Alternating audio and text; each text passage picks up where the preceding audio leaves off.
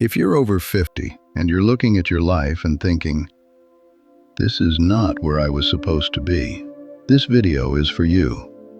Not because I have all the answers, but because I've sat with this question long enough to know you are not alone in asking it. And sometimes, that's exactly where we need to start. Starting over at this stage of life is one of the hardest things a human being can face. Not because of the money, not even because of the circumstances, but because of the story it triggers inside our own minds. The story that says, I should have had this figured out by now. The story that says everyone else got it right, and somehow, I have it wrong. That story is simply just not true. And today, we're going to dismantle it, carefully, honestly, and together. Let's start by naming what's actually happening inside us. Because it's not just stress, it's grief, real grief. The kind that doesn't get a funeral or a casserole dish from a neighbor. The kind that sits quietly in our chest at 2 a.m. when the house is still and our minds won't stop. We are grieving a version of our lives that we believed in, a version where, by now, we'd feel secure, where the hard work of our 30s and 40s would have compounded into something solid, where we wouldn't have to start again. Psychologists call this social clock grief, the pain that comes when our lives diverge from the timeline society told us to follow.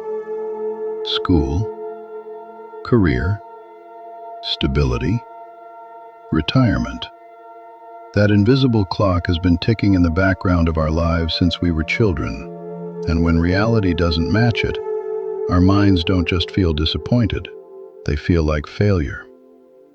We interpret the gap as evidence that something is fundamentally wrong with us. But here's what I want us to understand. The social clock was never real. It was a cultural story, useful for some, devastating for others. Life doesn't move in a straight line, it never did.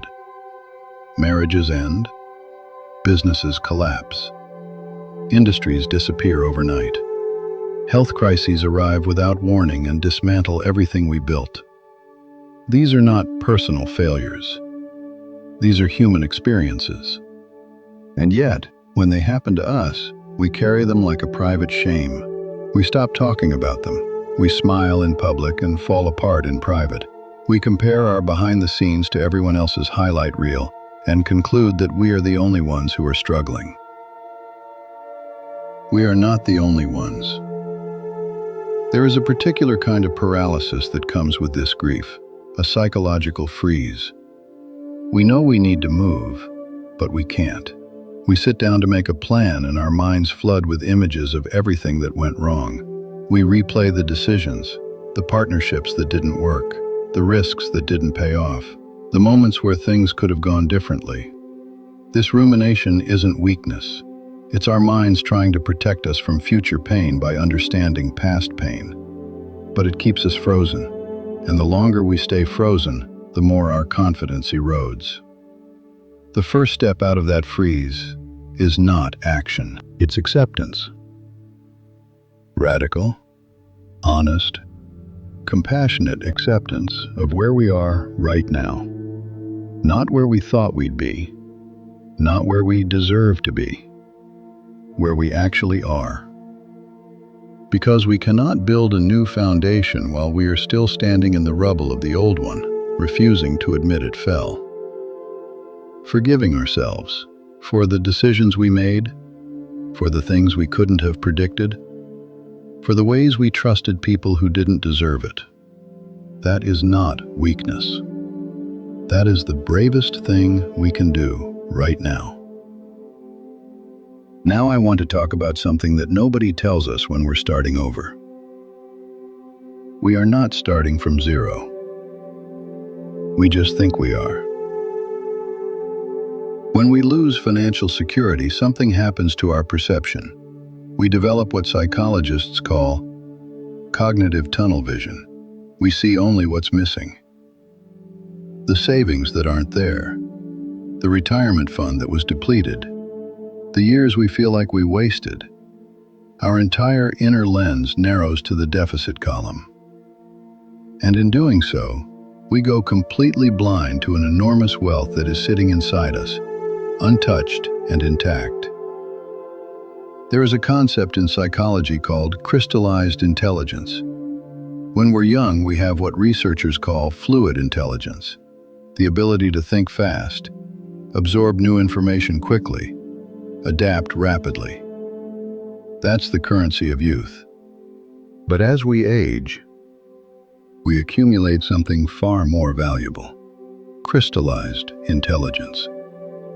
Decades of lived knowledge, thousands of hours of navigating real human relationships, real crises, real complexity, the ability to read a room, to sense when something is off, to know, without being able to fully explain how, that this deal isn't right, or this person can be trusted, or this situation calls for patience rather than urgency. That is not something that can be taught in any classroom. It cannot be downloaded. It cannot be accelerated. It can only be earned through time and living. And you have it. Think about resilience for a moment. Resilience is not a personality trait we're born with. It is a muscle, and it is built exclusively through adversity. Every difficult season we have survived has made that muscle stronger. Every time we got back up, something in us was fortified, even when it didn't feel that way. Even when getting back up felt more like crawling than standing. If you are over 50 and still here, still searching, still willing to try, your resilience is extraordinary. You have survived 100% of your worst days. That is not nothing. That is everything. Your professional networks, even when they feel dormant, are still there. Your skills, the ones you earned through years of doing, not just learning, are still yours. Your emotional intelligence, your judgment, your capacity for patience and perspective, none of that was in a bank account. None of it was lost. The market can take our money.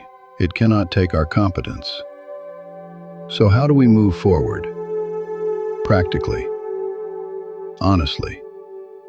Without pretending it's easy. I want to offer 3 principles, not a checklist, not a hustle plan, but 3 ways of thinking that can help us rebuild steadily and sustainably. When we begin again after 50, there is enormous psychological pressure to fix everything immediately, to make a dramatic move, to find the one opportunity that will erase the gap all at once. I understand that pressure. I've felt it myself. But I want us to resist it, because that pressure leads to desperate decisions. And desperate decisions rarely serve us well. Instead, the focus needs to be on establishing one stable income stream, even a modest one, something consistent, something that stops the bleeding and allows our nervous systems to settle. When we're in survival mode, our minds cannot think clearly. We need a foothold, not a leap. Stability is not surrender. Stability is the foundation everything else gets built on. Principle 2. Separate your worth from your wallet. Our culture is brutal about this. We are taught to introduce ourselves by what we do. We measure status by income and assets. And so when those things are gone, or diminished, or in transition, we feel like nobody. We feel invisible. We feel like we have nothing to offer. But our worth was never in our net worth. It was never in a title. The invitation here is to build an identity that exists completely outside of our financial situation. To be the person who shows up for people, the mentor who offers hard-won wisdom, the friend who listens without judgment, the individual who is quietly committed to their own health and growth. When our self-esteem has a foundation that money cannot shake, we make calmer, clearer, better decisions, because we are no longer operating from a place of desperation. Principle 3. Redirect experience. Don't abandon it. We do not need to start entirely new lives from scratch. We need to find new channels for the expertise we already have. The world has changed, yes, but the demand for reliability, for sound judgment, for clear communication, for someone who has actually seen things and survived them, that demand has not changed, and it never will. Consulting, coaching, mentoring, project management, local service businesses, YouTube content creation. Spaces where our age is a credential, not a liability. We are not trying to compete with 25-year-olds on speed or tech fluency. We are offering something they simply cannot offer yet: perspective, steadiness, and the particular kind of calm that only comes from having weathered real storms. That is rare, and in the right context, it is extraordinarily valuable. I want to leave you with this. The second half of life carries a kind of freedom that the first half never could. The need to prove ourselves to our parents, to our peers, to the versions of ourselves that believed in the social clock, that need loosens. And in its place, if we let it, something quieter and more honest can grow. You are not behind. You are not broken. You are not too late. You are someone who has lived, really lived, and who still has meaningful chapters left to write. The most important work of your life may not be behind you. It may be just ahead. This channel exists for all of us in exactly this moment. All of us navigating the unspoken, complex, deeply human terrain of life after 50. People who refuse to be written off by society, by circumstance, or by our own inner critic. If something in this conversation touched something in you, I'd be grateful if you shared it in the comments.